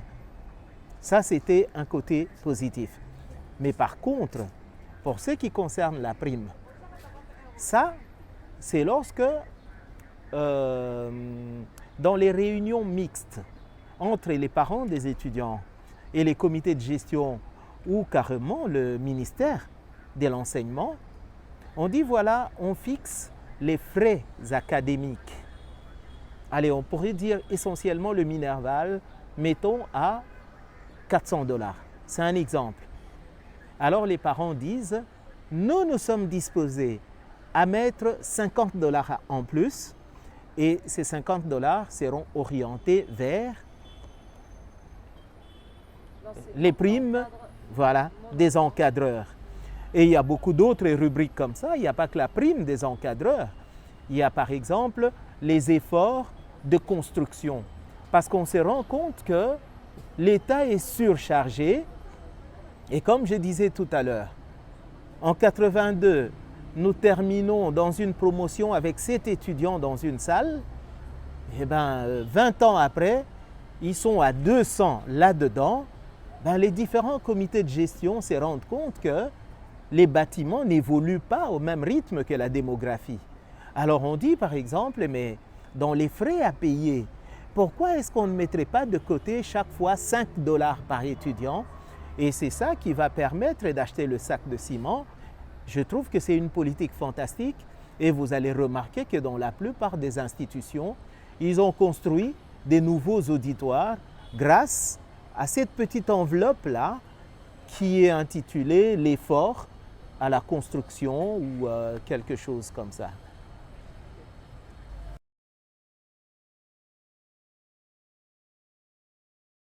Donc, quel poste vous occupez quand vous arrivez là? Alors, quand j'arrive, étant donné que j'ai un diplôme de graduat, ça veut dire que je fais 3 ans après mon bac, j'entre comme enseignant avec le grade de CPP. Ça veut dire chargé des pratiques professionnelles. Et là, on me donne naturellement le cours de technologie des matériaux, parce que comme j'ai travaillé pendant 4 ans dans un atelier où on manipule le bois, le métal, le plastique, etc., etc., j'ai plus ou moins une idée par rapport à ça. 2, on m'intègre dans le collège des encadreurs pour le cours d'atelier. Le cours d'atelier est le cours qui consiste à définir un espace qui, selon la promotion en première année graduat, c'est un espace domestique, une maison d'habitation, vous traitez sur le salon, la salle à manger, les chambres à coucher, salle de bain et tout. Et par la suite, vous passez dans des espaces à fréquentation moyenne. En deuxième, ce sont les boutiques, les snacks, les restaurants, etc. Et puis en troisième, vous passez dans des espaces à grande fréquentation qui peuvent être des halls de gare, les aéroports et des choses comme ça. Alors, je suis intégré également, comme je disais tout à l'heure, dans le collège des enseignants qui sont les encadreurs pour les cours d'atelier. Vous appelleriez ça une forme de cooptation? Comment on choisit les enseignants? Parce qu'il n'y a pas de concours, si j'ai bien compris. C'est pas comme en France où on passe un concours de la fonction publique, on devient enseignant d'État. Là, c'est un recrutement un peu... C'est de la cooptation? Bon, disons que la condition essentielle est d'avoir fait un parcours assez bon. D'avoir des diplômes alors? Pas seulement avoir de diplôme, il faut terminer avec une mention, distinction, ce qui était le cas pour moi. Bon, mais également, on va regarder vos relevés de cotes. en première année, en deuxième et en troisième. Quoi, les relevés de poste? Bon, c'est comme des bulletins en fait. Ah, d'accord. Ça veut dire chaque année, Avec les commentaires des enseignants. voilà, quelque chose comme ça. Et puis après, vous n'êtes pas le seul candidat. En fait, vous êtes, comment dire, recommandé par le département qui vous connaît suffisamment bien parce que vous êtes un ancien du département. Et ensuite, il y a des personnes dans les départements qui vous connaissent parce que professionnellement, vous avez eu à échanger, à travailler ensemble, à collaborer. Et s'ils vous ont apprécié en tant que collaborateur professionnel, c'est que forcément, en tant que transmetteur d'enseignement, il y a des fortes chances que vous soyez suffisamment bon. Ça, c'est la première des choses. Et puis, la deuxième chose, c'est que la première année, quand vous commencez à travailler, vous êtes quand même assez suivi par un chef de département. Et puis, il y a les rapports qui sont donnés par le chef de promotion des étudiants. Et on voit vos interventions dans les différentes réunions. Et puis, les corrections ou les jurys sont composés par plusieurs enseignants ou encadreurs. Donc, ce qui fait que ce n'est pas une histoire d'arrangement entre toi et un étudiant. À sa tête, tu donnes un 12 sur 20. Non, c'est tout un ensemble. Et on voit effectivement que les appréciations que tu donnes correspondent plus ou moins à l'ensemble d'autres appréciations. Hein, ce n'est pas que, voilà, suffisamment cohérent pour vous crédibiliser. Et il faut dire également qu'à l'époque, on n'était pas très très nombreux. On était assez soudés quand même. Il y avait aussi, il y avait comme une complicité comme ça entre nous parce que la plupart d'entre nous étaient presque de la même promotion ou avec une différence d'une année ou de deux. Ça veut dire pendant que vous entrez en première année, les autres sont en deuxième ou en troisième. Vous avez le temps de vous connaître, vous collaborer parce que des travaux tels que les travaux d'atelier, c'était quand même chaud, hein? Parce qu'on vous donne un plan à aménager. Non seulement vous allez faire des dessins en vue en plan, vous allez les faire en élévation, en coupe, vous allez faire le 3D, les perspectives, et puis après vous allez faire une maquette. Je vous dis, c'est chaud. Ça veut dire à vous tout seul, c'est assez difficile. Alors on avait des formes de collaboration entre les aînés et les cadets. Ça veut dire quand ça commence à chauffer chez eux, ils disent « petit, viens, trace ça, etc. etc. » Et donc, en définitive, quand eux terminent avant vous, ce sont eux qui deviennent des enseignants. Mais en fait, vous êtes un peu potes. Et finalement, quand vous êtes recommandé et que vous avez eu à collaborer déjà sur des petites choses, ils disent « oui, celui-là est bon, il n'y a pas de problème. » Et puis, ça fonctionne. Ok, donc petit à petit, assez rapidement, en fait, chaque année, on vous donne des responsabilités supplémentaires, en fait, sur l'enseignement? Oui, mais j'avais toujours eu ce boulet, mon activité personnelle, qui ne me laissait pas suffisamment de temps pour m'occuper des affaires académiques. Et c'est à ce niveau-là que j'avais un problème. Parce qu'on avait fait des tentatives, vouloir me donner des fonctions administratives au niveau de l'Académie des Beaux-Arts, que j'aurais pu remplir sans prétention avec beaucoup de sérieux. Mais le temps me manquait en fait. Je venais pour donner cours et déjà il y a un client qui appelait. Et bon, naturellement, je mettais du sérieux dans mon cours, mais aussi il fallait que j'encadre mon business correctement parce que c'est ça qui me permettait de vivre. Et donc voilà, c'est ainsi que j'ai dû repousser certaines avances. Et j'ai même raté quelques opportunités parce qu'à un certain moment, il y aura un mouvement de partenariat entre l'Académie des Beaux-Arts et les différentes écoles d'art à l'extérieur, avec la Belgique, avec la France, avec l'Espagne, même avec l'Allemagne, et puis la Chine. Et je ne suis jamais allé à aucune de ces formations-là. Ce qui est vraiment dommage. Une fois, j'avais été programmé pour aller en Belgique. Et là, j'étais vraiment disposé. Mais au moment où il fallait concrétiser l'opération, l'Union européenne a compressé son budget. Et parmi les éléments qui ont été élagués, il y avait notre programme de voyage en Belgique. Donc, en fait, régulièrement, depuis les années 90, ça a commencé ces programmes d'échange. Ça a commencé quand à peu près? Plutôt dans les années 2000. 2000. Oui. Il y a eu du partenariat entre l'Académie des Beaux-Arts et d'autres écoles d'art européennes. Absolument. La Chine, avec des bourses. Oui, oui, il y avait des bourses, mais il y avait beaucoup plus d'échanges en fait. Il y avait des ateliers qui s'organisaient, il y avait des programmes comme ça de 2 semaines, d'1 mois, où il y a des étudiants qui viennent de la Belgique, de l'Espagne ou de la France qui viennent ici, et des étudiants qui viennent de chez nous pour aller là-bas. On organisait des ateliers. En tout cas, il y avait énormément de choses qui s'organisaient et il y a beaucoup d'étudiants congolais qui ont profité de ces échanges-là. Et bon, beaucoup sont... Vous auriez dû partir combien de temps, par exemple? S'il fallait que je parte, Si vous étiez parti, vous seriez parti combien de temps?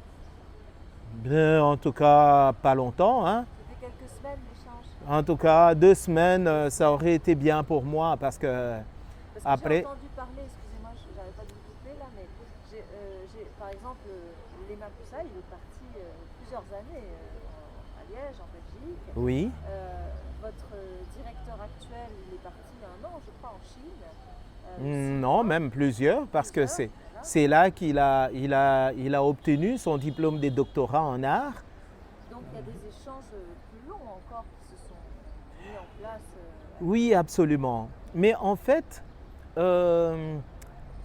mon cas est assez particulier. Moi, j'ai fait l'ensemblier décoration. Aujourd'hui, nous disons architecture d'intérieur. Et je ne fonctionne pas comme un artiste indépendant. Ça veut dire, je ne fais pas des études de graphisme que je vends. Moi, avec ma formation de sculpteur, j'ai fait un atelier où j'ai produit. J'ai une équipe de gens, des ouvriers que je dois encadrer, que je dois payer, vous comprenez? Mais quand je prends l'exemple, parce que vous venez de le citer, Maître Léma, qui est mon aîné, quelqu'un que j'aime beaucoup et je respecte beaucoup, mais lui, c'est un peintre. Ça veut dire qu'il est chez lui à la maison, il a son atelier. Son entreprise, c'est lui, simplement. Et quand il dit qu'il veut aller en Belgique pour 6 mois, eh bien, il va continuer à faire ses tableaux de peinture en Belgique et il va vendre. Mais moi, quand je vais en Belgique pendant 6 mois, je ne veux pas monter un atelier où je vais recruter des menuisiers, des peintres, etc. Je ne pourrai pas. Et donc, cela veut dire que je perds ma clientèle ici, je perds tous mes repères. Et quand je reviens là, eh bien, je suis nulle part, je dois recommencer à zéro. Tout le monde est parti. Et ça, c'est un risque que je ne pouvais pas me permettre. Vous avez fait le choix de développer votre entreprise Tout à fait. plutôt que d'accepter des responsabilités administratives à l'université. Oui. Plutôt que de faire Des formations. à l'étranger. Oui. Mais je considère que, en termes de formation, je n'ai pratiquement pas perdu grand-chose. Parce que je suis d'avis que nous allons en formation par rapport à la demande dans l'environnement où nous sommes en train de vivre. Comme je dis toujours, je ne vois pas pourquoi je vais aller au pôle Nord pour vendre des congélateurs et des climatiseurs. Ça ne sert à rien parce que l'environnement n'en a pas besoin. Et par contre, ici chez nous, j'ai remarqué que nous avons sauté une étape très importante. À un certain moment, nous avons commencé à négliger les formations techniques. Quand je dis formation technique, ça veut dire les maçons, les menuisiers, les peintres. Eh bien, toutes ces écoles techniques ont commencé à se vider presque juste après la colonisation, parce que comme je vous ai dit tout à l'heure, les parents ont considéré que leurs enfants devaient être médecins, juristes, ministres, PDG, etc. Et ce n'est pas un menuisier qu'on va prendre à ces postes-là, vous comprenez? Et donc, ce qui fait que nous avons commencé à connaître un problème parce que nous qui avons investi dans ce domaine technique, nous devions pratiquement jouer le rôle de l'entrepreneur et du formateur. Ça veut dire recruter dans la jeunesse des personnes qui ne connaissent la menuiserie ni d'Adam ni d'Ève, commencer à leur apprendre comment découper un morceau de bois, comment clouer, comment visser, etc. Et puis en faire pratiquement des professionnels. Les gens qui travaillent aujourd'hui dans votre atelier ne sont pas du tout des élèves de l'académie, ce sont vos salariés en fait. Bien sûr que ce sont mes salariés. Parce que de toute façon, ce que moi j'ai comme activité, c'est un atelier de menuiserie. Alors qu'il n'y a pas option menuiserie à l'Académie des Beaux-Arts. Non, mais vous faites parfois des projets de construction en bois qui s'intègrent dans un projet de décoration d'intérieur. En fait, c'est pratiquement ça le miracle que j'ai créé autour de mon activité. Il y a des anecdotes comme ça, par exemple, où j'arrive quelque part, on m'appelle pour un petit travail basique, on me dit il y a un sommier de lit qui est cassé, est-ce qu'il y a moyen de réparer? Bon, tant que ça me permet de gagner un peu d'argent, j'ai dit ok, il n'y a pas de problème. Et puis j'amène tout le matos, les visseuses, les scies sauteuses, etc., etc. Et puis quand je commence à travailler, la dame me dit mais au fait, mais vous vous débrouillez bien, vous êtes un bon professionnel, mais finalement comment on vous appelle? Vous êtes un menuisier? Moi, j'ai bombe la torse et j'ai dit non, je ne suis pas menuisier, je suis architecte d'intérieur. Alors elle dit, ah quel dommage, parce que là où je travaille, dans une institution de l'ONU, on a besoin d'un menuisier pour faire des travaux. Alors je réajuste les tirs. J'ai dit oui, c'est vrai que je suis architecte d'intérieur, mais en fait je fais de la menuiserie, vous comprenez? Alors la dame a rigolé et depuis, elle a commencé à m'appeler Jean-Pierre le menuisier. Donc quand j'arrive à la réception, quand on demande, on dit c'est Jean-Pierre le menuisier, moi j'ai dit oui.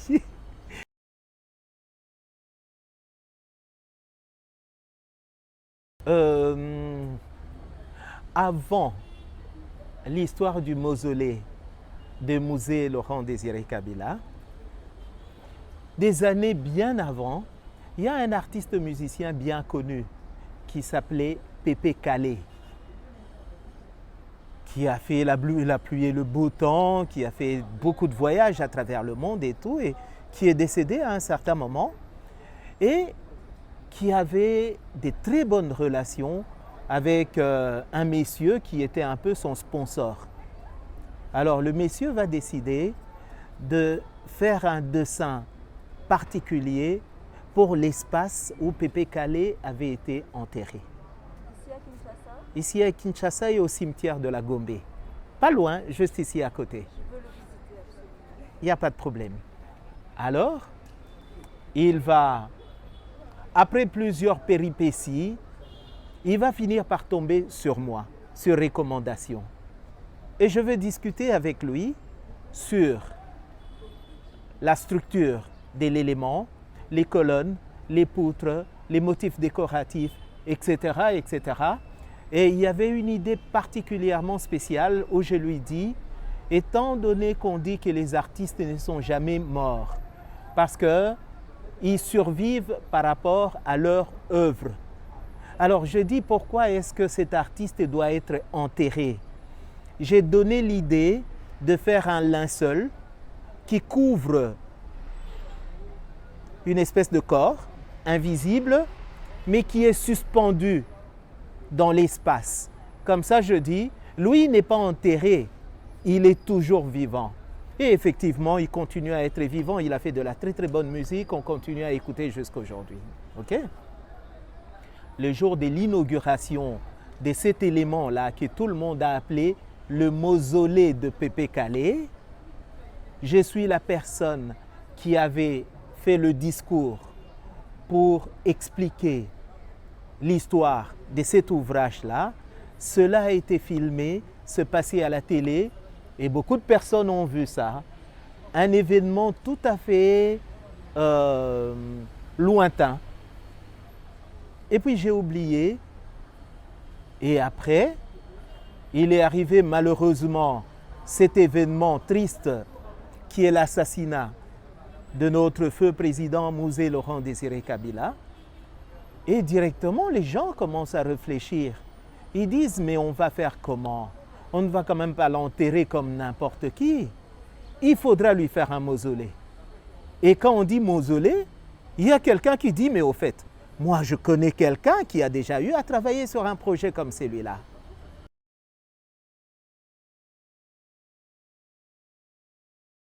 Et puis, coup de fil, voilà comment j'ai atterri dans ce projet de mausolée Mouzé Laurent Désiré Kabila, qui en fait comporte un comité de pilotage pour l'organisation des travaux.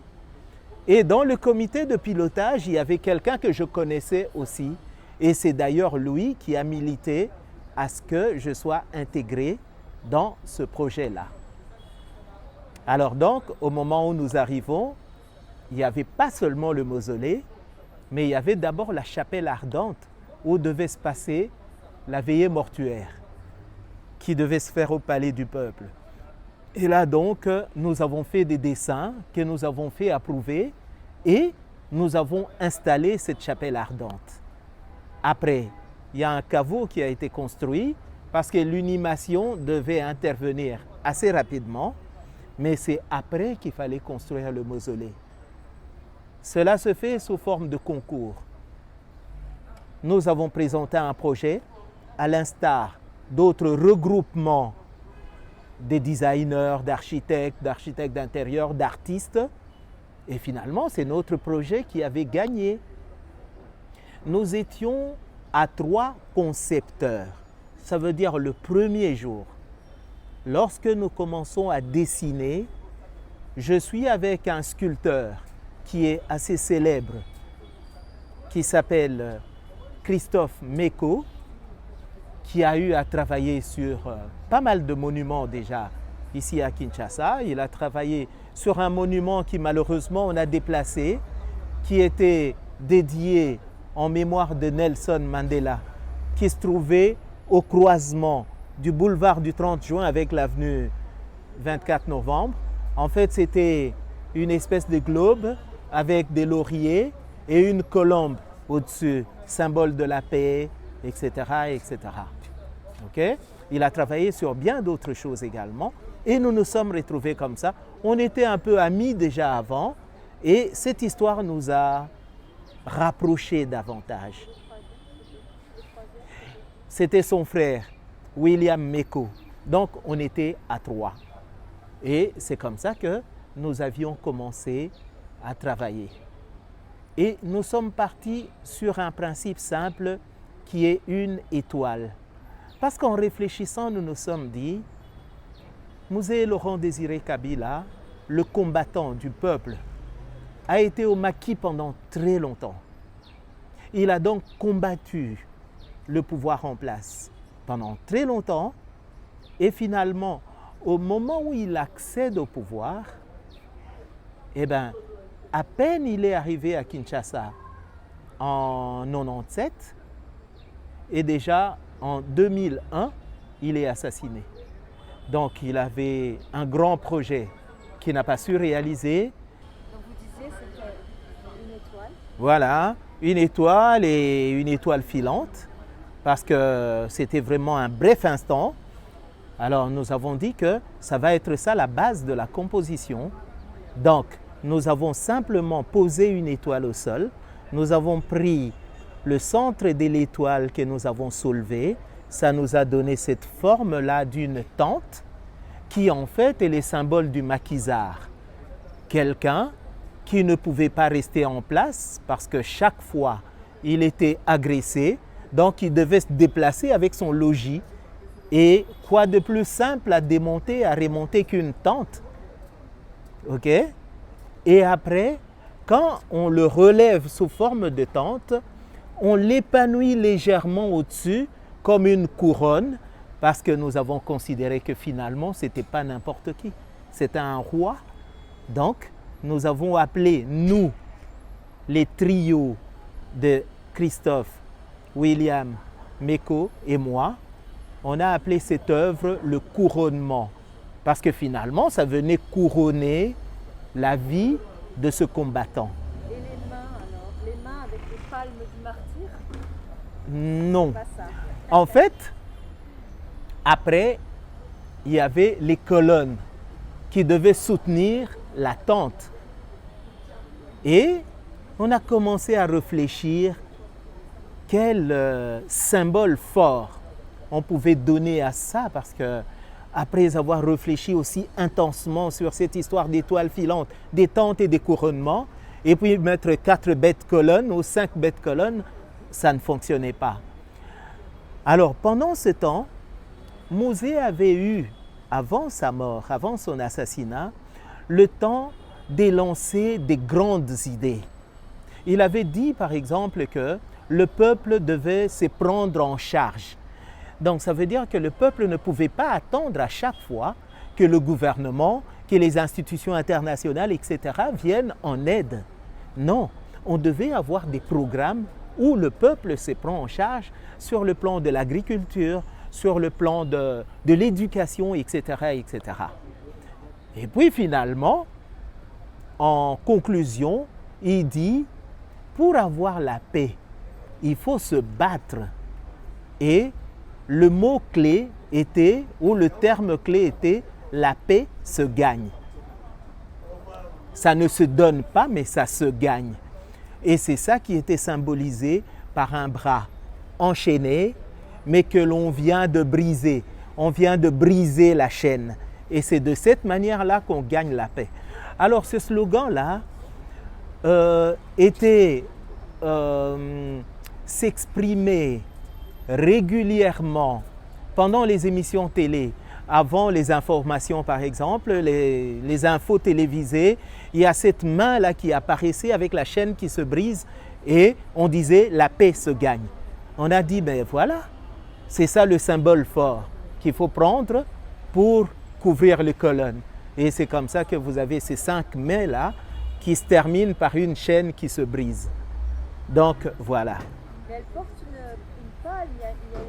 Oui, un laurier, en fait, qui a toujours été le symbole de la victoire, des réjouissances, etc., etc. Parce que finalement, c'est vrai, Mosè est décédé, mais en fait, le patrimoine, en fait, l'héritage qu'il a laissé sur le plan idéologique continue à nous servir jusqu'aujourd'hui.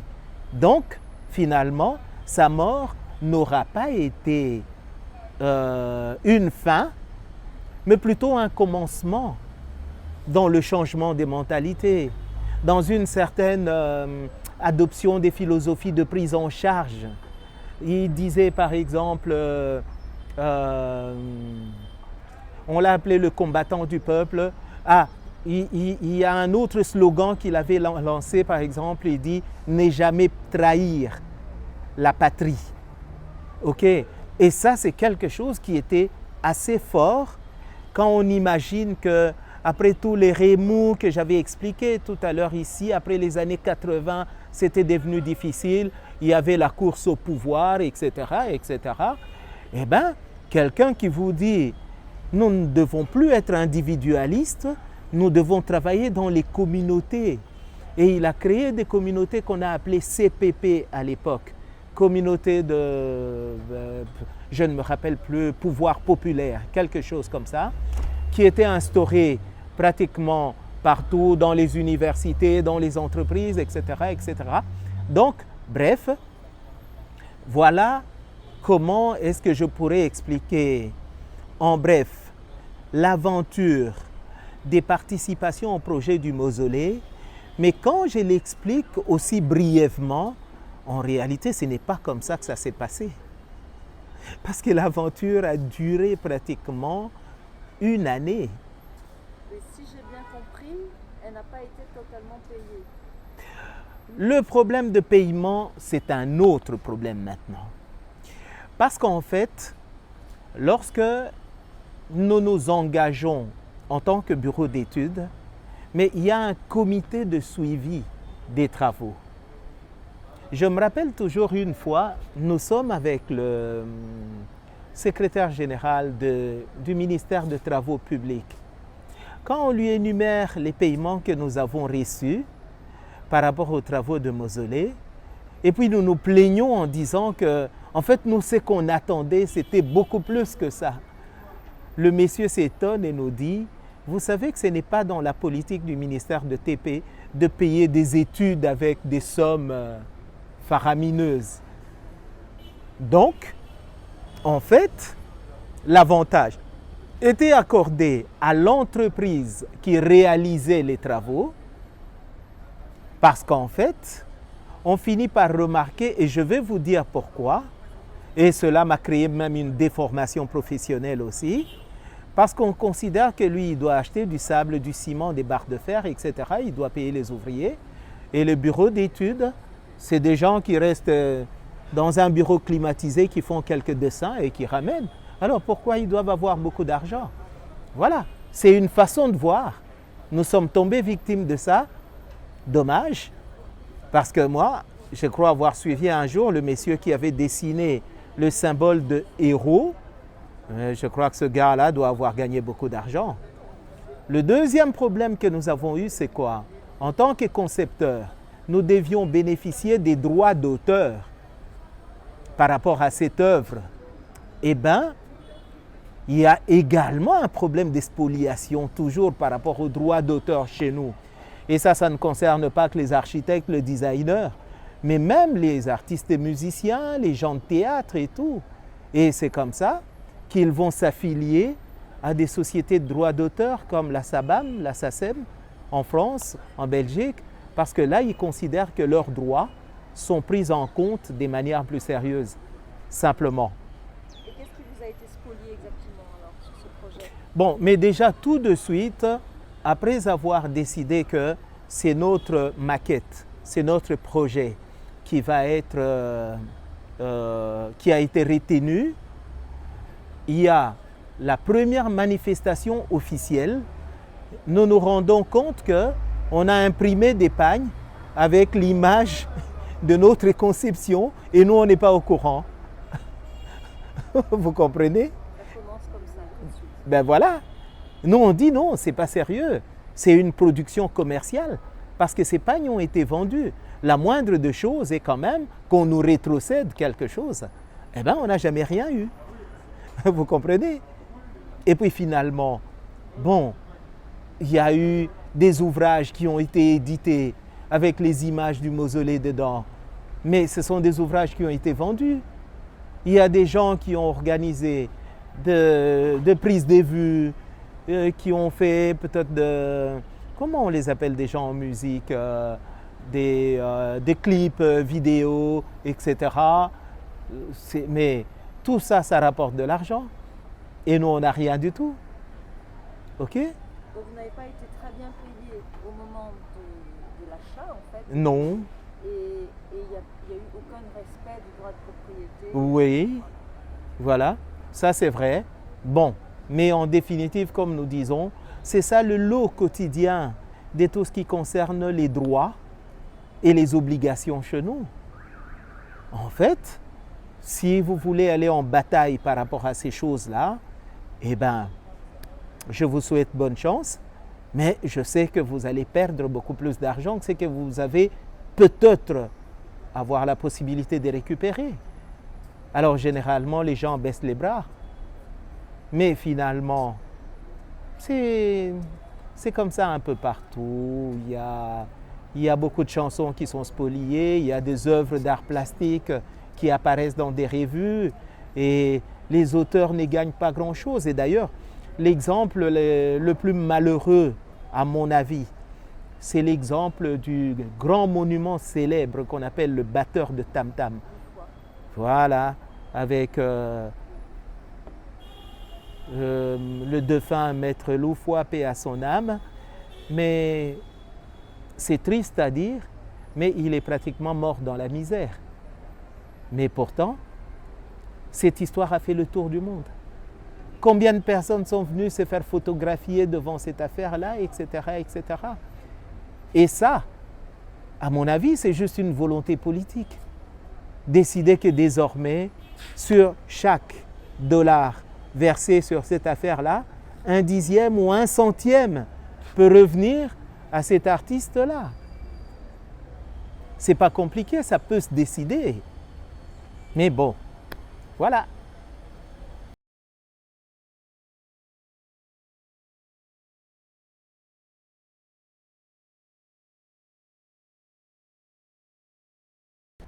Actuellement, je réside dans la commune de Banda-Lungwa. La commune de Banda est parmi les communes qui avaient été urbanisées à l'époque coloniale. Il y avait la commune de Banda-Lungwa, il y avait la commune de Lemba, il y avait la commune de Matete, il y avait la commune, le quartier Rankin, célèbre Matongé aujourd'hui. Eh bien, ce sont des quartiers qui ont bénéficié de fonds d'avance et l'État colonial avait construit vraiment des cités qui devaient être, dont les maisons qui devaient être occupées, je voulais dire, par les évolués de l'époque. Ce sont des personnes qui travaillaient dans les grandes entreprises, dans l'administration publique, etc. Donc, qui pouvaient garantir le remboursement du crédit qu'ils obtenaient. Et je dois dire encore qu'aujourd'hui, c'est parmi les quartiers qui sont enviés. Les gens souhaitent aller vivre dans ce quartier-là parce que cette urbanisation qui avait été faite à l'époque, aujourd'hui, continue quand même à servir. Il y a beaucoup de nouveaux quartiers qui connaissent des sérieux problèmes de lotissement, qui également n'ont pas tenu compte des études de terrain. Assez souvent, on est victime des érosions et c'est assez malheureux parce que pour acquérir un patrimoine comme une maison, un terrain, on fait beaucoup d'économies, beaucoup de sacrifices. Si c'est pour le perdre dans une érosion, je trouve que c'est une histoire triste.